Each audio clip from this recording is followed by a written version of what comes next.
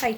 All right, so this is just easier because there's a lot to say. So let me just, don't mind my hat here. So to me, from and how what working with people and following the different experts that I've decided to follow, I completely support black and white fasting if that is your choice. However, I would say if that's what you're going to do, then you shouldn't have coffee, because once you have coffee, you have technically broken the fast if you're going to be that black and white.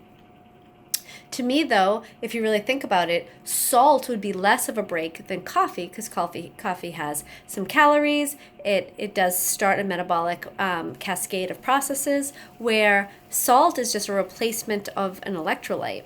And you, in an electrolyte that you know that you're pissing out because your insulin levels are so low during the fasted period. So it is a safety mechanism, really, to salt. So and my other argument with black and white fasting is, what is your goal out of the fasting? To me, black and white fasting is for spiritual reasons. If you're doing it for religious reasons, then fine. If you have a circadian disruption and you're really trying to fix like a deep insomnia, or you're traveling, you're moving through time zones, then yes, again, we want, time restricted feeding. There is some argument for no intake of anything. But even then, I don't think that salt would really disrupt even a circadian rhythm cascade. Now, on top of that, so think about metabolically, physiologically, what are you trying to alter with your fast? The two main things, one being insulin, two being mTOR. And in intermittent fasting, we're not even really touching on to mTOR, but I still tie it in because I think we're going to find out that autophagy is happening earlier than we think, especially over time. So when you look at both of those, are nutrient sensors, right? So insulin, you obviously can't have carbohydrate. You obviously can't even have protein, because even though it's a less of an insulin reaction, there still is some.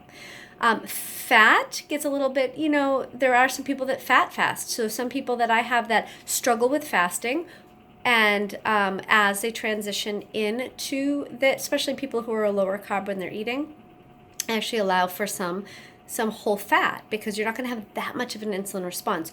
If you can fast longer because you have a little bit of full fat, then your risk versus benefit, you get more benefit out of what you're taking in. Obviously, that is dose dependent. Then the other aspect is so the other thing that some people allow is like bone broth, but I don't suggest that, because that will stimulate or potentially can stimulate, has amino acids, so potentially can stimulate, upregulate or downregulate your mTOR.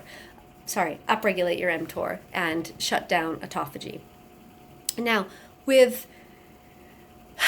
so I would like to hear from your perspective, like, what is it that salt would elicit that you would feel like would not give you the benefit of what you're trying to hit with your goals, other than just making you be able to sustain that fast longer. The other thing that I actually do allow, which definitely might be out of your comfort zone, is some apple cider vinegar, and that is because, again, it is a very small amount of caloric bolus, is a very small amount of carbohydrate bolus, and the balancing on your glucose is wonderful. It allows you to be able to tolerate and to fast longer. It takes away your hunger. It makes you more comfortable, and it gives you some nutrients.